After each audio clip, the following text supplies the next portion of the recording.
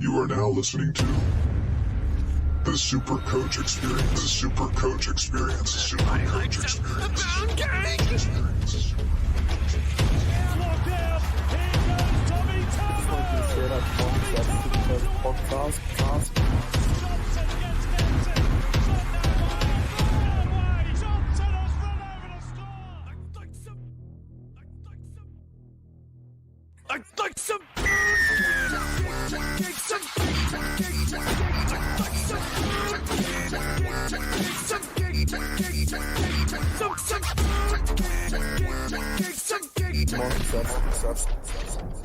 And welcome back to the SuperCoach Experience podcast. I'm your host, Brennan Savage, and I'm joined here by the first time in 2021, Tim Moody. How are you going, Tim? Very well, thanks, mate. How are you? I am very well. I pumped out a pretty good score over the weekend, 12-15, which has put me up into 2,100 in rank, and it's my best start in a couple of years, and you've actually started better than I have. Yeah, you had a better week than I did, but I started off pretty sweet in the first round. I'm, what am I overall? I'm 1,751st. I was 190th, I think, after round one. So I ended up doing okay this week. I started off really, really bad. I thought it was going to be a complete disaster, but finished on 1,137, which was pretty nice. I think I ended up updating about probably 140. So I was pretty lucky there. It's very weird how the pass scores changed throughout the week. Like, it looked like a lot of people were going to struggle to hit 1,000, but then Teddy hits that 111, and then the updates come through on the Sunday night, which is pretty nice, and changes the pass score for the week. How do you see these Sunday night updates? I quite like them, actually. Yeah, I was sitting up well, pretty much waited up all night until they came through. So, yeah, they're pretty fun. I like them. It's a bit of a roller coaster, and I guess people sweating on players like Watson to update, which, I mean, I was pretty filthy that he was owed so many points because I didn't play him. But I think, yeah, them updates are really, really bittersweet to end the week. It really there's a real depressive feeling after the last game finishes on Sunday, but then you've got them updates to look forward to, lockout to look forward to today, team list tomorrow, usually our podcast on Wednesday, and then footy starts back on Thursday. So all week, you're pretty jam-packed. Yeah, it's pretty much footy every day, isn't it? 100%. The missus does not like it, but not loving it. She'll have to get used to it. Oh, yeah, it's only week 2, and I've been watching too much footy as it is. But the week that was with week 2 has happened. There's a lot of buys that have pretty much come out of the woodworks this week, but there's so many buys. There's a few sells. What are your tactics this week? Do you look like you're going to trade hard? Maybe give someone like a Staines a sell, or are you going to hold on to, or what are your tactics this week? Yeah, initially I was going to dump Staines, but I think I've got bigger fish to fry. I'm not a big fan of losing the money that he's going to drop, but I've just identified a couple of other positions that I need to probably tweak, which I think might have a better reflection of my scoring initially and overall in general, you know what I mean? So I think I can put him to the side and brush him under the carpet for now and just wait for him to come good. But I can definitely, depending on an individual's team, you know, there's a lot of people that have got a lot of good things going on, and by moving on Staines and, you know, not losing that money at, you know, almost 300K, there are some much better options than what he's putting out for sure. I guess we'll start on him. He's going to be a big topic this week. Do you sell or do you hold on? I mean, his break even is 70, which is very achievable. Playing Storm this week, which, I mean, if he was playing an easier side this week, it'd be much tougher, the question. But I feel like a lot of people will be inclined to sell him this week because he is playing the Storm. But he's got a pretty good run after that. He's playing Manly the week after. The week after that, I'm pretty sure he's... let me just get it up here, but I'm pretty sure he's playing the Broncos. Let me have a look. So he's Yeah, well, playing Manly next week. He's playing the Raiders the week after, the Broncos the week after that, the Knights, then Manly again, and then the Sharks, Titans, Rabbitohs, Bulldogs. He's pretty much up until round 13. He's got a pretty decent draw. So I feel like I'm going to hold on to him till round 13 and just play him on matchup. This week against Melbourne on a Thursday night, I'm not playing him, but next week against Manly, I think he would be a nice little pod play if, at least yeah, I don't think you can play him until he actually it dries up and he's already, Yeah, and I agree. you see potential from him. Like that, he's going to have to get those, free tries from just the back line, just working well and just giving him space to just use his speed. I don't think he's going to, be doing too many hit ups and getting much base. So it's all about, I'm tempted to keep him and select him in special rounds, but I'd be very reluctant to use him. Yeah, Until we see something. I agree. So what are your trades this week? Okay, so I'm thinking my main priorities. I've got a couple of options, but I'm looking at moving Moylan out and Watson down to 5'8" and bringing in Brayley. Yep. I think he's performing really well and he's going to make some pretty good money. I think if Reid Marnie was a bit closer in price, you could also argue that he's just as good a buy as well. They're probably about 150 or something off, but he's a good option. But I just think that I could use that money a bit better. But my other trade I'm looking to do will be get rid of Maddo and bring in either Barnett or Isaiah Papali.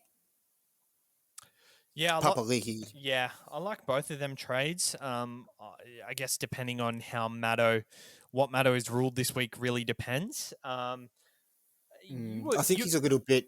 It's a bit of a nervous one, just because I think he's had a few knocks before, and I just can see them easing him back once they do bring him in anyway. So I think he just need to make the snap and get rid of him. Yeah, his break even I is could be wrong on that, 126, which is very unlikely for him to reach. So I feel like selling him this week, even if he does play, is probably not the worst option, especially for someone like Barnett or Papali, who can probably reach his price eventually. Yeah, I particularly like Barnett. I wish I had jumped on him pre-season. It's just his price and some of the other options. I thought, he was a little bit more. I wanted to see how he went, and now that he's actually killing it, I think he's points per minute, and value going up in price and not losing money versus Maddo. I think he's a good option. Yeah, I agree. I just like the Papali'i thing, though. I think he's going to get a lot more minutes now if Madison doesn't play. It doesn't play. I think, and regardless, he's just ripping and tearing. He's going so hard. I mean, his points weren't overly impressive this week, but all it takes is a meat pie or something like that. It looks like he's pretty keen and hungry, man. Yeah, I'm not actually that keen on him. I think bench forward is just not, especially. I think he could start this week. Yeah, he really could. But all these other buys like Josh Jackson at 499, Lindsay Collins at 400, you've got so many other buys. Which, if you're looking at Lindsay Collins, you'd be looking at if you don't already have him, Satili Tupanua as well. Yeah, similar price, and he's got way more ceiling, I think. Yeah, 411k with a break even of. Where's his break even here? Break even of 3. Just came off a 75, which is actually less than I thought it was. I thought he was around 80 or 90. But 63 and 75 in 62 and 51 minutes. He looks like a pretty good buy, but he has got attacking stats same as Tupanua, and their draw toughens up just a little bit now. So I guess we can touch on these players as we do the round preview. My trades this week are looking like I'm going Dave Fusatua to Tessie New. Before kickoff, I had Tessie New and I swapped him to Fusatua, which kind of hurts. I thought Fusatua at 250, he's just going to make money. But Tessie New has absolutely killed it, and I can't ignore it now. And I'm able to play Tessie New this week over Staines. I'm not selling Staines because I think he's a play by matchup. And my other trade is Madison to Barnett. I really like Barnett. And passing on Brayley this week, I was really keen on doing Moylan to Brayley. But I think I'll hold out. And I have 269K in the bank to do some upgrades next week, which I'm very keen on. I scored 12-15 the week just gone. Traded in David Fafita last minute, which I didn't even mention that I was thinking on the podcast. I just did it last minute because he was in my bold predictions. 100 plus. He got 100 plus, got 105. Nice. And my other bold prediction was Jerome Law 90 plus, and he updated to 94. So very excited that some bold predictions went through for once. No chilies. Yeah, no chilies. Mikey's predictions were quite tame as well. It was Cleary below 70 and Ferguson above 60. So, he's got to eat chilies this week because he didn't nail either of them. So let's go match by match over the week. Parramatta versus Melbourne. Ryan Papenhuyzen pretty much pumped out what you expect of him, 73. He's just whatever he dishes up. It seems that Tedesco's dishing up one better. But anything you can do, I can do better, sort of thing. Exactly. So I feel like he's just an absolute goat in that position. Remus Smith pumped out a 72, and you didn't play him. No, I didn't play Remus. I didn't play New. I could have had a really solid week had I played those two over Simo and Stainsy Boy, but it is what it is. Smith, he looked pretty good. This week he got a bit more involvement, and it'd be interesting to see how he goes going forward. I think he might have, some 70s, some 35, some 70s, some 35. So it'll be about sort of trying to pick the matchups with him and whether you play him or not. Yeah, I think I'm kind of forced into playing him this week, even though he's playing Penrith. It's a very tough one. So he's on the right side. He'll be running at that left side of To'o and Crichton and Luai. So, it's very hard, that one. Christian Welch pumped out a nice 66. Do you have Christian Welch? No, I don't have him. I did have him pre-season, but made a few swap around so I could get Paulo. Listen, his break even is only 37, so I feel like in 2 weeks, he's going to be a stepping stone to a gun in a couple of weeks anyway. So if you do have him, I think that's the way forward for him because I think the minutes he's getting isn't quite what we bought him for, but he's still pumping out pretty decent scores. Where else are we? Justin Olam top scored for the Storm at 79. Joseph Paulo, Junior Paulo, 84 points. The battle between Takiaho and Paulo has absolutely blitzed him the first 2 weeks. Mm. Yeah, I've got both them in my starters, and I'm way more impressed with Paulo than Takiaho. I kind of think I could have spent my money better with Takiaho as well. I'm not very impressed with Takiaho, to be honest. Yes, he's goal kicking, but without the goal kicking, he's only scoring 45-ish most games, and without any attacking stats. So this week could really be the test for Takiaho, where they play the Rabbitohs, which a bit of a tougher matchup. But I guess... so Paulo looks like the better one to have started with. Reid Marnie just keeps absolutely pumping out the tackles, 55 tackles or something, and a try assist for 82. Absolutely killing it. Yeah. Yeah, no, I think if anyone does have him, he's a pretty solid option. As I said, I don't think he is a buy just with Jaden Brayley being big chunk less. Yeah, 120K cheaper and producing the same. I think Jaden Brayley is 100% a better buy. I think, yeah. Do you think Jaden Brayley will keep it up? I mean, he looks pretty invested. I think Jaden Brayley, 60 tackles. It's that's what impresses me most. The fact that his Yeah. base is over 55, just in tackles, and the fact he is running the ball and getting attacking stats. His draw is pretty friendly. Like, he's playing the Tigers this week, which is, I'm very disappointed that I'm going to miss out on him, but I feel like I have to for the makeup on my side. But like, there's no. I can definitely upgrade someone to get him next week, which is, yeah, definitely good. So Newcastle versus New Zealand, the Warriors. Tohu Harris top score with 85. There's not much Supercoach relevance in the Warriors. Bailey Sirenham was a quite popular option who only got 31. He actually went off quite early and played only 50 minutes. He was in a sling, so Did well the first week though, didn't he? yeah, he scored a try and scored 70 on. So he's definitely not a must-have buy this week. It looked much better buy last week. But on the other side of the field, Jaden Brayley scoring 90. I would be surprised if he's not in the top 2 purchase this week. Yeah, for sure. Uh, Barnett obviously as well. Yeah, Barnett 85. He's absolutely just churning out the stats. 16 points in goals, 4 points in a try contribution, 28 points in tackles, which I quite like.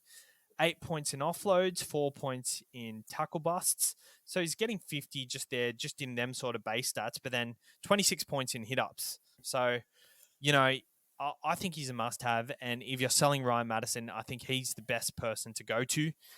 Yeah.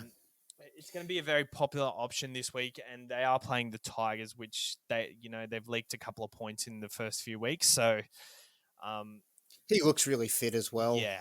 And he's on the field the whole game. So I think the best thing to note about him is that he's kicked at 90%, and Ponga. yeah, I was giving it to him after his first missed kick, thinking he was going to be a real stinker. Yeah, But he looks like he's been practicing, doing his homework. yeah, he really has. And when Ponga comes back, don't be surprised if he keeps the kicking. I think it's his, Yeah, let's Ponga focus on his game as well. yeah, I think it's too. his to lose now, which I think as a goal kicking second rower who plays 80 minutes, yeah, he's a really good option. Bradman Best, center wing pod 95. He looks to have started the season very well. Break even of 38, so he's not going to make too much money this week, but he is playing the Tigers, which is very matchup friendly. Yeah, he's nice, but at a similar price, you're looking at someone like Brett Morris, who I think is going to be way more consistent just with that back line and how much the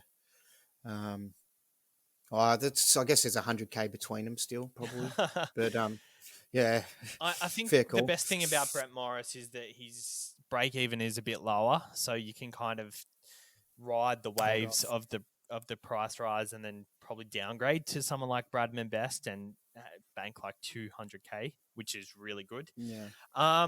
Moving on, Connor Watson 61, absolutely killing it from the bench and playing 13. I think the only thing to worry about him is looks like he's going to get shifted to 5'8" quite a bit if they're not confident in someone like Phoenix Crossland. So I guess that's a bit of a worry when Kurt Manny's out of the side. But if Kurt Manny's in the side or Blake Green, I think he's a really good option. But apart from that, his attacking stats are always there when he plays 5'8". The next game, Gold Coast versus the Broncos. Tavita Pangai, 100 points with a try. Yeah. He was definitely someone we kept an eye on early in the season, but the minutes didn't seem to be there, and they haven't been, but he's still tuning out some good scores. Yeah, no, he looks good. I like him, but yeah, it's someone that you'd probably look to get at some point, but just not on the chopping block just yet, I guess. I think not on the chopping block, the opposite. Yeah, on the buy board, there's a lot. That's right. Better options this week. Tessie New 92 with a really low break even, minus 48. I've prioritized getting him in my side this week over Jaden Brayley. I think his matchup against the Bulldogs this week is very friendly, and it allows me to leave Staines out this week against Melbourne. if you don't have him in your side, he is owned by 46% of teams. Wow. How did I miss out on that one? I feel like an idiot for going Fusatua over him, but yep, I've got to spend the trade to get him in. You can't get them all, right? Can you? Yeah, no, you can't. And I thought, yeah, I don't know why I left him out. I traded him out last minute, and that's a blunder on my end. Jordan Ricky, 81. Updates really Yeah, it was a nice update. updates were really friendly for him. One, But to be fair, he played really, really well, and I think his initial score wasn't a very fair justification of what he did. So yeah, he had quite a good game. Scored a line break, and just the minutes are there for him. So I think he's a play in everyone's side up until you've really got 17 guns, and even him based on matchup could really be a good play. Even like this week against the Bulldogs, I love it. Jermaine Asako, 346,000, scored 81 with a break even of -3. He's not a terrible option. I don't like him personally, but if you want to cash grab it around the price and you've seemed to nailed all your other purchases, well, I don't mind it. He's David Mead, I guess, is someone we should talk about who did well the first week. Yep, updated to 21, which is pretty good, but his break even is -19. So just that big score in the first round is going to roll out of his average this week. But he is playing the Bulldogs, which you could get over for a pie and could really keep that cash flow going. But that 21 doesn't help him. No. David Fafita, 105 with 2 tries. I got him in, and it is quite worrying that he only played 63 minutes and scored 2 tries for 105. I really want to see him be playing 80 minutes, but I'm not sure if it's they're on top and they just gave him a rest type of rest. But I guess that's something to keep an eye on going forward. Tino with 46. Do you think he's someone you'd possibly be looking at selling, or his break even is 67, so he might actually lose cash this week? I don't think he'd be in anyone's top priorities, but yeah, I really was keen on him pre-season, but got off him, and I don't have him in my side. But yeah, he hasn't been doing exactly. I think it's a bit different when you're not running off Cameron Smith and stuff and getting those balls as much. But yeah, we'll see what happens with him. I'd hold on to him. Yeah, their draw looks pretty good coming up. But I guess them games where they are on top isn't ideal for people like Fasul Malawi and Fafita, where they're going to go off early. I don't think he's going to get much worse than a 46. No, I think that's a pretty good floor, and I definitely wouldn't be selling. I've got him in my side, but it's definitely something to keep an eye out for. He probably doesn't look like he's the top tier second row or front row, but definitely someone to keep an eye on. It's nice to have the duel, I guess, but yeah. Penrith versus the Bulldogs. Viliami. The Viliamis is your team name, and you do not have him in your side. What's going on? No, he was in my side, but I made the decision pre-season that I wasn't going to have emotional decisions, so I didn't want to play kick out just because I bloody love the guy, even though I see his potential. A lot of last year he was just used as a decoy, and I was sort of a bit concerned about that. So the other players that I have taken on instead of him, I'm happy with. So I will pick him up at some point, and it hurts seeing him do so good, but well done to other people who do have him. Yeah, I think the minutes he plays doesn't justify buying him. I think he can definitely. His lowest score, 46, so he got 46 round 1, 123 just gone. 43 and 64 minutes on the weekend. That's the biggest key. I think if he's going to play that every week, you definitely take it. But it's definitely one to watch out for. Yeah, I think Penrith use him very, like depending on their opponent. Like some games they'll just decoy all game just to draw the yeah, defenders to him and then pop her out the back. But and then other games they probably identify a weakness in the defense and just run him straight over the top. So I guess if you can sort of foresee what Penrith are going to do and how they're going to use him and whether you'd play him or not. But if you're going to have someone at that price and not want to be playing him some weeks, or you probably don't want him in that side. yeah, I agree. Jerome Luai just got him in, and 94. He looks really good, and I'm Yeah. so glad I got him in. Against Melbourne this week, do you see him tuning out a decent score? Look, I think he's going to be very competitive. I think it really hurt him not to. I don't think he's going to pop out a 94 because I just don't think the attack is going to be a much more defensive game. But then again, who knows? It's it's a different game again this year. It's a little bit faster again. So Melbourne don't have Cameron Smith slowing the game down as much as they used to. So maybe he might. Yeah, I mean that left side looks ridiculous, and those boys are connecting really well. So I'm a little bit jealous. I've got Cody Walker, but I'd like to possibly have Jerome if I could flip that for not having to make the trade and just get away with it. You know what I mean? Yeah, I agree. Yeah, Nathan Cleary pumped out another 88. Very worried about his fitness for this week. Looks like he's in doubt. So for those who do have a backup halfback, you're sitting in a pretty good spot. So, but if you don't, you're looking not very good for this week. I think they're going to play him. I mean, I'm not letting Nostradamus, but yeah, they're playing the Storm, so I think they're going to, if they can get around playing him in any way, or they will play him. There was a little interview I saw with Jerome. I don't know how much you read into that, but he just sort of said, he was afterwards in the shed, he was fine. He just felt a little bit dazed after it. So I think he actually passed all the protocols straight after. So Yeah. it's looking good at the moment. It didn't look too bad at all at the time, to be fair. Just an update on the most traded in. Jaden Brayley is 2,500 people have traded him in. Ryan James is second at 1,800. Mitch Barnett, 1,400. And then it's Brett Morris, Luke Keary, Reed Marnie, James Tedesco, Tupanua, Tessie New, and Ben Hunt. So that's the thing, like with Stainsy boy, how I was saying before, like, we're thinking about holding him. There's definitely a great reason to sell him. Like if you can find a way to go, from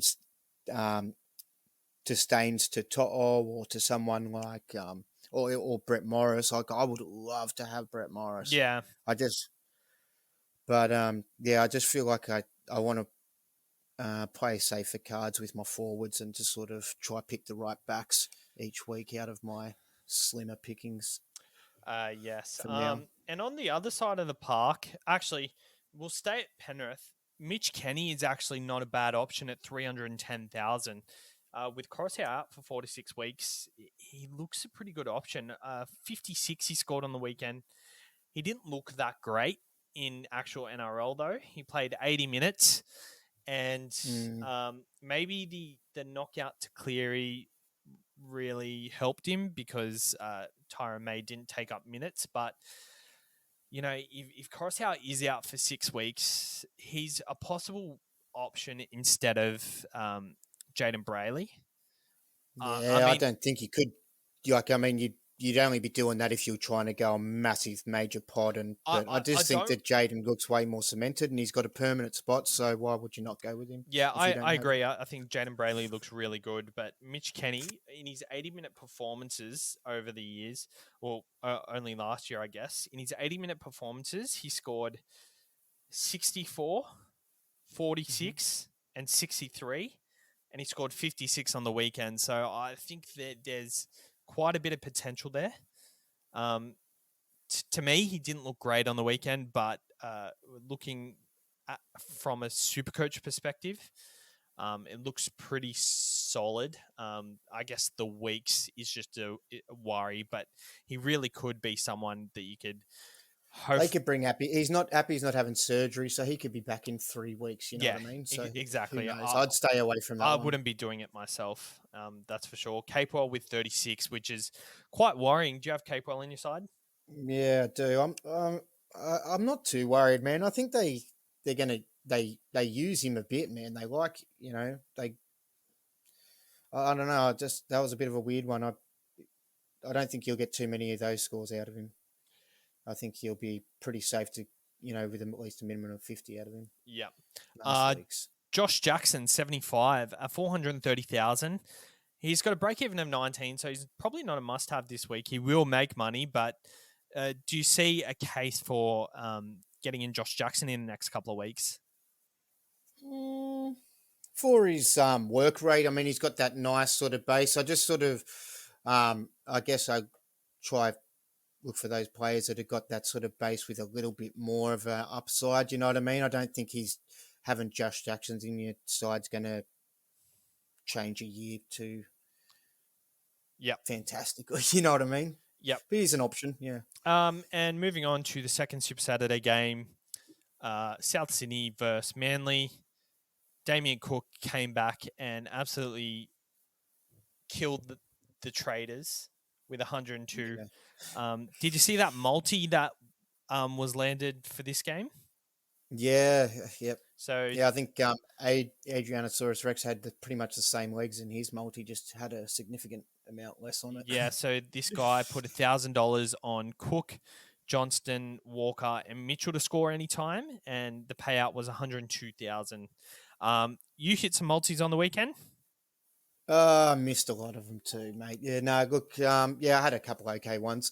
I did pick Cook to score in this game. I just thought in those conditions, I just thought he'd be loving the little scurry out of dummy half, and just those weaker sort of oppositions as well. They take their opportunities and they work. So, but yeah, he's doing good. But for the price, I'm sort of happy with the cheaper options at the moment. With Cook. Yeah. Oh, yeah. There's way too many dummy halves at the moment that are just so much value. Like even Reed Marnie, and like they're producing what Cook is producing at the best of times. So I really think that the hookers this year is a very buying Jaden Brayley, you're probably buying him to keep him for the year because he looks really good. If he keeps this form up, he's probably a hold for the rest of the year. And someone like Marnie as well, if that's the route you want to go. I think Harry Grant is the pinnacle of the hooker position that you want to strive for. Work up to. Yeah. But he's definitely someone you probably got to wait and see how he fits into that Melbourne system. Yeah, so Damien Cook, 102. Jai Arrow, 56 off the bench. I wouldn't be going near him at the moment. Colin Matungi, 42. Doesn't look like a must-have at the moment. But on the other side of the field, Andrew Davey, he was a pretty popular purchase option after being named to start. Done his ACL and only got 7, so very disappointing for the people who got him in. You'd be looking at getting him out this week for maybe a Tupanua or a Barnett or someone like that. Yeah, totally. And Schuster, 46, so he looks like a decent option at 5'8", as a downgrade maybe next week if anyone's keen on downgrading Moylan. Looks like he might get some minutes now, huh? Yeah, he played second row, which is he's big enough to do it. I don't know what way they're going to go this week, but... Yeah, I think that might have been possibly just because he's there, we'll slip him in. I don't know. He's young as well, so they might not want to beat him up too much when he's got that talent. Yeah, they had a lot of slip in and replace Foran later. They had a lot of middles on the bench, so I think it just made sense to put him in at second row, or maybe they played him at center. And no, they played him at second row. I think. They did. Yeah. Okay. But I think if he's named on the bench again, he's probably not a buy. But if they slip him in at second row, could be a decent option. 46 points is pretty good. To power with the try, and Paseka at 87 points. He was popular in the preseason, but probably at the price at 420. You're probably going for a Lindsay Collins or something like that. The Dragons versus the Cowboys. Ben Hunt, 116. Daniel Alvaro, 74. These are people I was keen on in the preseason.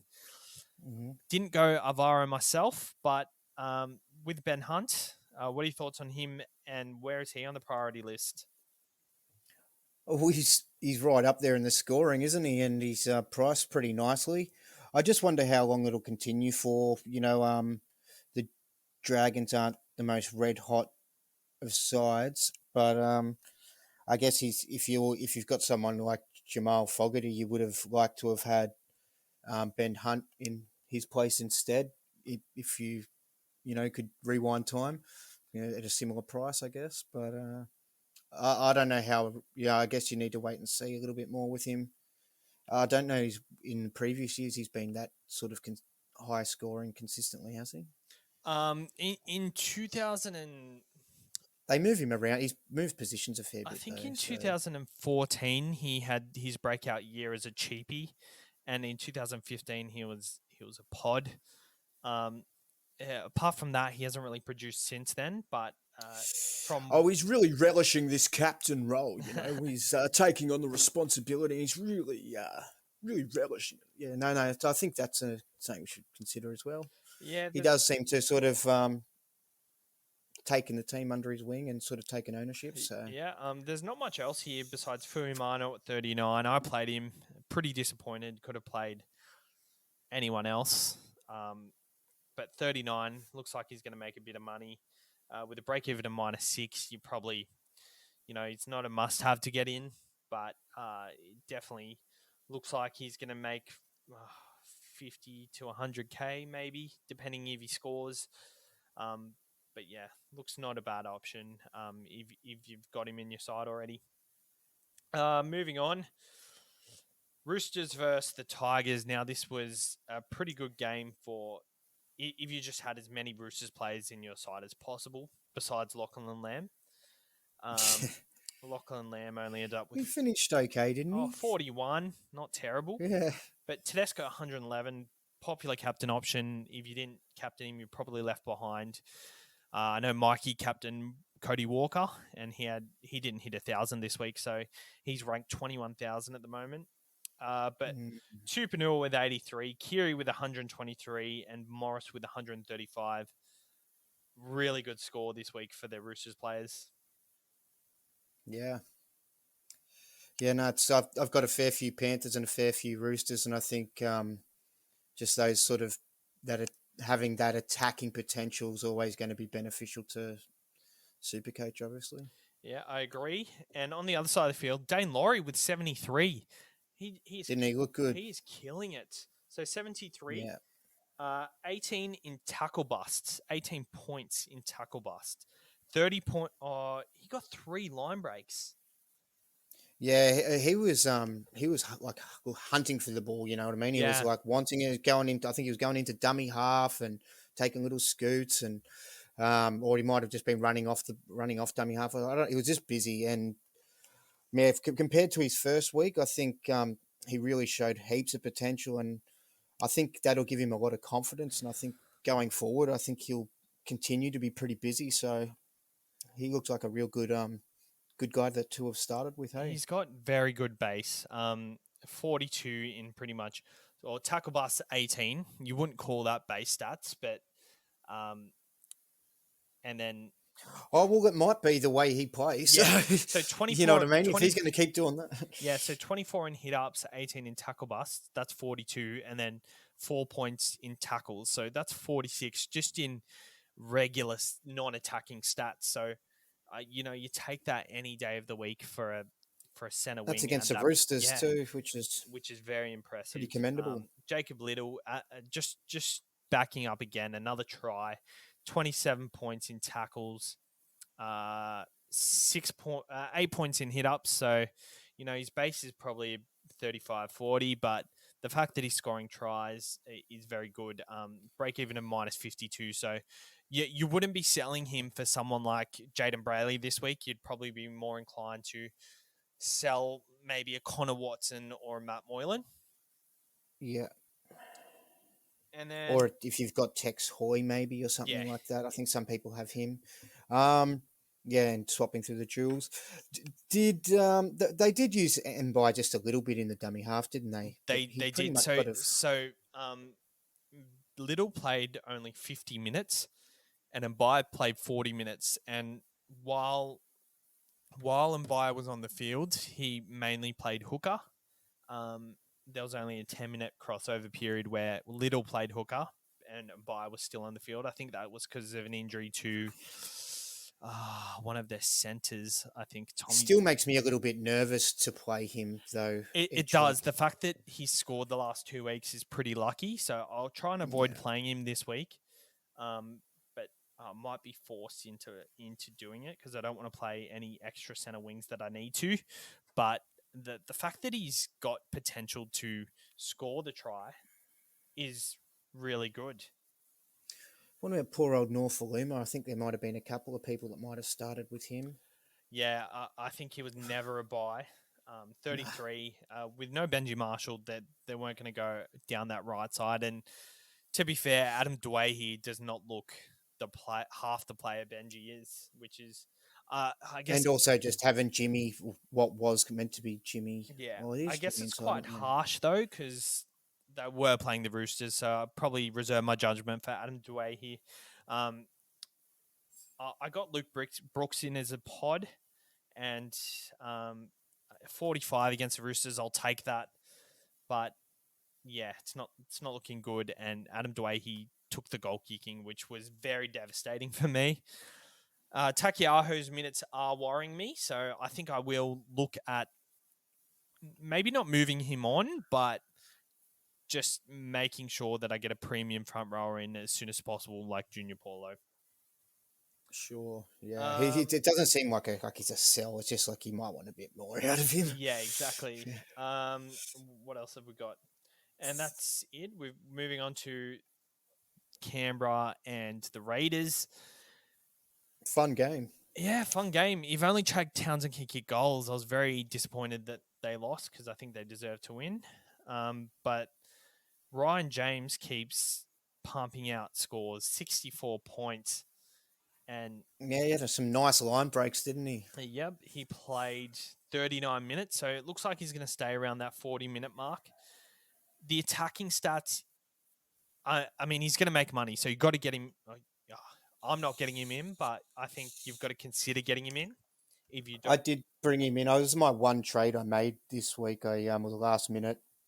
I did Bloor to James just for the cash grab and hopefully pick up Bloor later when he gets a run. yeah, But yeah, no, I think at first I was pretty hesitant, but just because other people sort of put me off him a bit. But when you think about it, Ricky doesn't bring people into his side to have half sort of effort and half measures. He seems like he's pretty, has a pretty high expectation of his players. yeah. So We'll just have a listen to this. Without the line break, 25 in tackles, 10 in tackle busts, and 20 in hit ups. So that's 20, 45.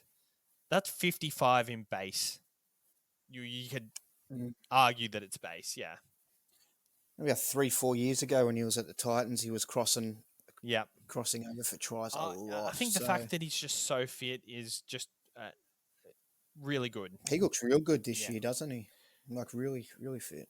So it looks like he's going to go up 80K if he scores 60. So he's possibly still a buy at 300K with a low break even next week. But that, I guess the jury's out for that one. And what else have we got here? There's not much on the Cronulla side of things. Matt Moylan pumped out 20 points. His break even is 15. So, he's not going to make that much money. I reckon Matty should have put his hand up to take that last kick. Hey, Yeah. Oh, he kicked it.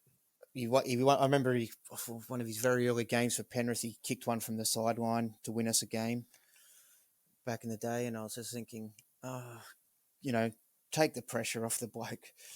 But that's tough. Yeah, for Poor sure. Chad. He's probably going to need some counselling after that one. It's a bit of a Ben Hunty sort of drop ball moment, just really sort of costing your team. Yeah. All right. That looks it. Yeah, We're going to sweet. podcast on Wednesday at Bella Vista Hotel. If you're down to come, Tim, you can come. Yeah, I'll probably be available, man. Awesome. We'll see you guys on Wednesday, and happy super coaching. And good luck with the teams list, everyone. Yeah, team list is out tomorrow. It's going to be a big one. Would anybody like some pound cake?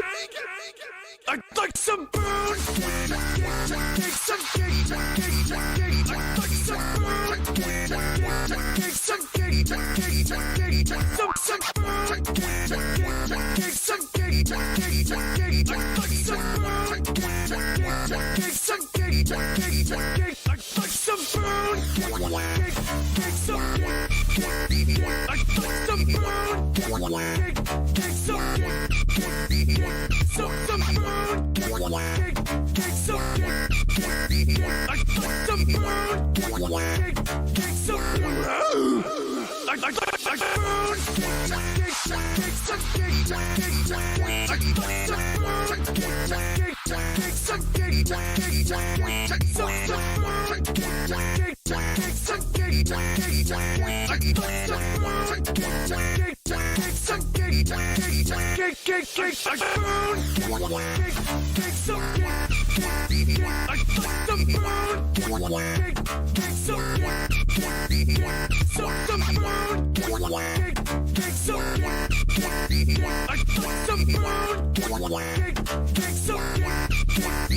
I